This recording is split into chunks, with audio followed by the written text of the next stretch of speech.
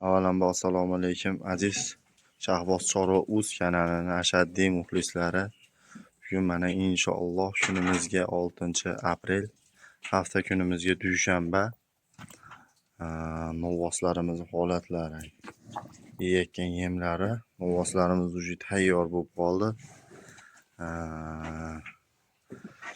Ko'rib boraverasizlar, bir qator sekin ko'rsatib boraman do'stlar. Nima deyapti? Novvoslar уже tayyor bo'lib qoldi. Inshaalloh bularni so'yish jarayonlarini video obzor qilib chiqamiz. Qaysilari qancha go'sht qildi? Bu qator yorida beriladi.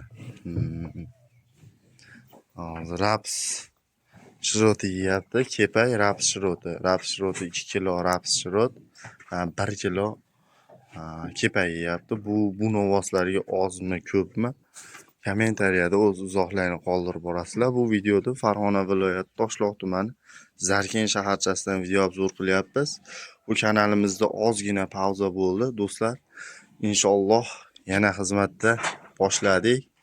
Endi faqat sizlar qo'llab-quvvatlovlaring kerak. Ozgina poddeshka qilib turasizlar do'stlar. Novvoslarimiz holatlari, orqadan ko'ringan holatlari. Inshaalloh bularda so'yilgan holati qancha go'sht qildi, o'shalarni ham chiqarishga harakat qilamiz do'stlar. Poddeshkada bo'lib turasizlar. Endi xudo xolasa chiroyli videolar shu YouTube kanalimizga qo'yib boramiz. Endi to'xtash yo'q.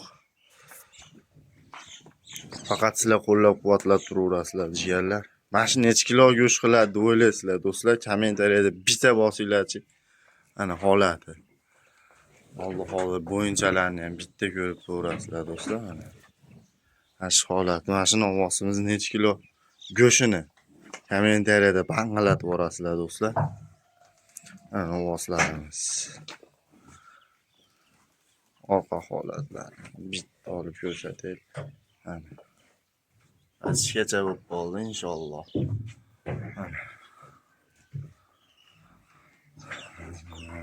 Yemi ozmi, ko'pmi kommentariyada yozib borasizlar do'stlar.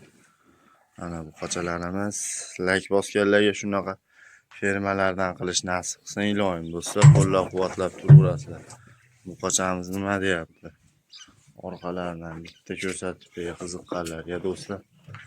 Faqat like tayamaymiz do'stlar. Qo'llab-quvvatlab podpisatsiya bo'lishingizdan chiqmasin.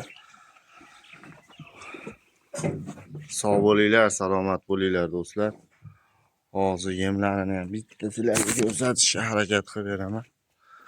Ana holatda yem yeyotganlik. Mana raps shiroti kepay aralashtirib qo'yilgan. Mana shu holatda silyusga aralashtirib berganman. Bonalari уже moshniy.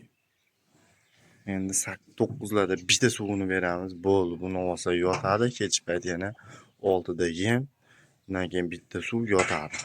Shu rejimda boqyapmiz do'stlar. Kimda qanaqa taklif bo'lsa, kommentariyada izohlar qoldiraverasizlar.